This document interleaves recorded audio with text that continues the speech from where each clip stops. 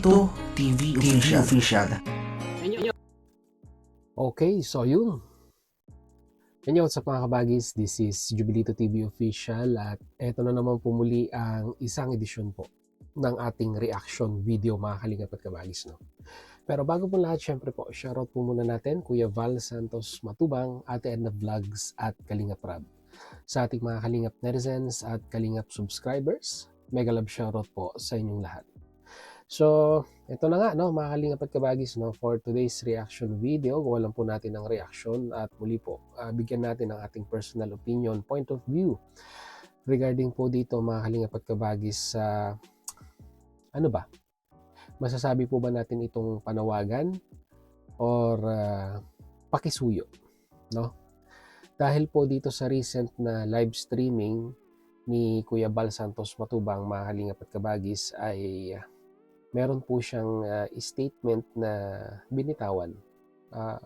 Siguro may ko-consider natin itong pakisuyo ni Kuya Val Santos Matubang kay Canoli Vlogs, no? Mga kalingap at kabagis, no?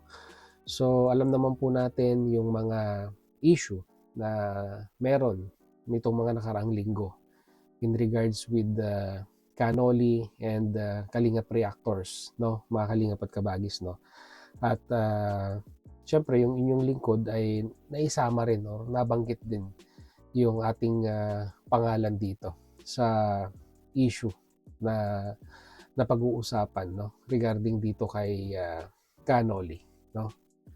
At dito nga mga kalingap at kabagis ay medyo nag-level up yung sagutan ni Canoli ni Sangkay at later on ay nabanggit pa nga po ang pangalan ni Bobby TV 143, ayan, sa usaping transparency. At ito pong usaping ito ay alam nyo, ayaw ni Kuya Val na mga ganitong usapin, mga kalingap at kabagis, no. Kumbaga hanggat maaari, kung kaya namang, di ba, pag-usapan lang ay mga pampagood vibes, ay mag-focus na lamang po doon. Kaya nga po nung na-anunsyo doon po sa second channel ni Kalingap Rab yung opportunity na magkaroon po muli ng franjoy or maituloy ang franjoy, mga kalingap at kabagis, ay di ba, nakapagbigay ng komento si Kuya Val Santos Matubang dito. At kung tutuusin naman, mga kalingap at kabagis, no, Canoli and Kuya Val ay wala naman po silang masamang tinapay, ika nga, no?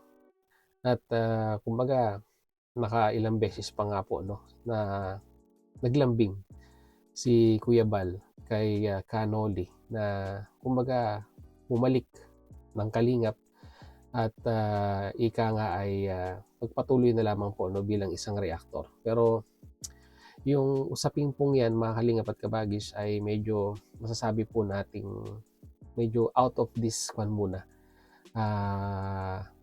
out of the table muna, mga kalingap at kabagis, no. So sa nakikinita natin as of now, mas gusto, no, ni Canoli ang maging freelancer na content creator, no, mga kalingap at kabagis, no.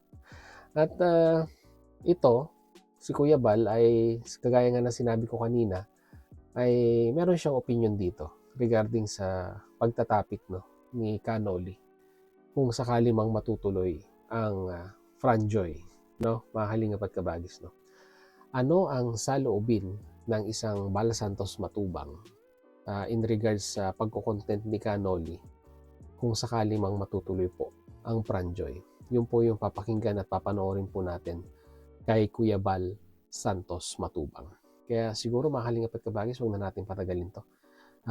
Without further ado, narito po, panoorin po natin si Kuya Val Santos Matubang. Kuya Val, support daw ni Canoli ang franjo. Yes! Alam mo po mga kaibigan, huwag na siya mag-content ng mga nakaka-stress, masisira ang beauty niya. Sa halip, mag-content siya ng mga good vibes. Okay. Wala siyang tumira kung sino-sino titirahin niya, content niya. Pangit siya. Good vibes lang po. Tama yan si Kanoli. Sa halip na mag-content ng mga nakaka-stress, good vibes na lang. Mhm. Suportahan niya ang Franjoy. Kailan mag-start. Mas matutuwa pa ako sa ganun. Kaysa mag-content siya ng puro away-away, nakaka-stress. Diba? Pangit pag ang content niyo po ay puro sama ng loob, inanakit, away, sus, pambihira yan. Good vibes lang po. Tama yan si Kanoli na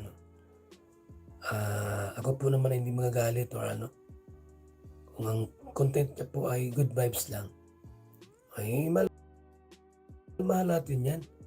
Wala kaming masamang pinagsamahan ni Kanoli. Ba't ako magagalit sa kanya? Okay, no. So yun. Malinaw, no, mga kalingap at kabagis, ang insight, no, or sa loobin ni Kuya Bal Santos Matubang regarding dito sa pagko-content or magiging pagko-content ni Kanoli sa Pranjoy kung sakasakali mang matutuloy ito, no, na kung saan ay alam naman po natin na may basbas na ng ikangay go signal kay Nanay Imelda sa mga nag-aabang po sa Pranjoy. At nabanggit nga ni Kuya Bal Santos Matubang na hindi siya magagalit kung i-content niya, and at the same time ay, di ba, iwasan na nga daw po yung mga pagko-content ng mga nakaka-stress na mga bagay-bagay dito sa social media. Yung bangayan, di ba? Yung palitan ng pasaringan, mga ganong bagay, mga kalingap at kabagis, no? Kumbaga sabi niya, mag-content na lang ng pampagood vibes at wala naman daw pong problema kay Kuya Bal Santos Matubang yon. Tutuusin naman kasi, mga kalingap at kabagis, no? Ang maraming mga content creator ang ika nga ay nagko-content sa kalingap.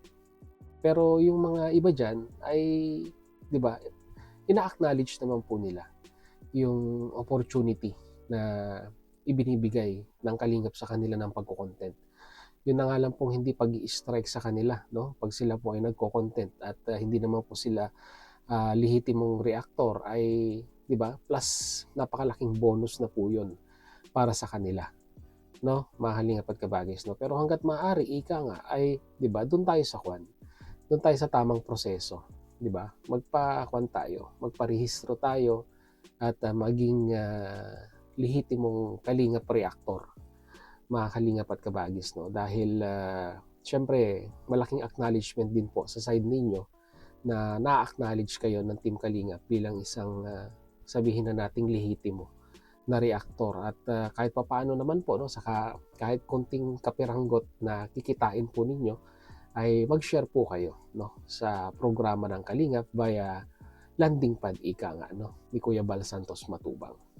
So yun, magandang simulain ngayong taong 2026, mga kalingap at kabagis, na kung saan ay di ba, hindi naman totally sinasara ni Kuya Bal Santos Matubang ang pintuan kay Kanoli, no, bilang makapagbigay ng reaction, pampagood vibes dito po sa paparating na tambalang Pranjoy, no. Dito po natin makikita ang kabaitan ng isang Bal Santos Matubang in regards po sa samahan bilang isang content creator dito po sa platform na ito, no.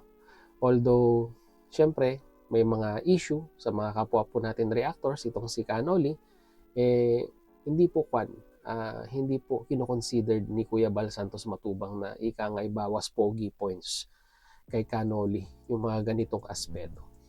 Bagkos ay, di ba, kung may pagkakataon na ma-reconciliate yung mga bagay-bagay, why not, no? At least doon po natin ma-appreciate yung salitang one Kalingap, one family, no? Hindi lamang po sa inner core ng Team Kalingap, bagkos ganun din po, no, sa outer core, ika nga na kami pong mga reactors ang nakapabilang po doon, no, mga kalingap at kabagis, no.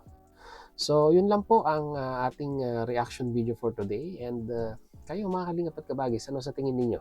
Pabor din po ba kayo na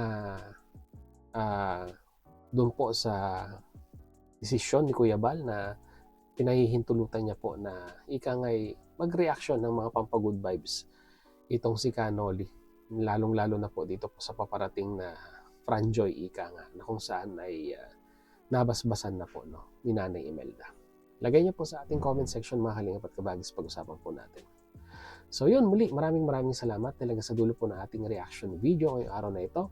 Ay nasamahan niyo po muli si Jubilito TV Official, at muli po nagpapaalala po ang inyong host sa mga hindi po nakasubscribe sa ating YouTube channel. Ayan po, subscribe niyo na po, Jubilito TV Official. At kung nagustuhan niyo po ang ating reaction video for today mga kalingap at kabagis, paki-like and share na rin po, at malaking tulong po sa aming mga content creator ang pag-like ng aming mga ina-upload na reaction video.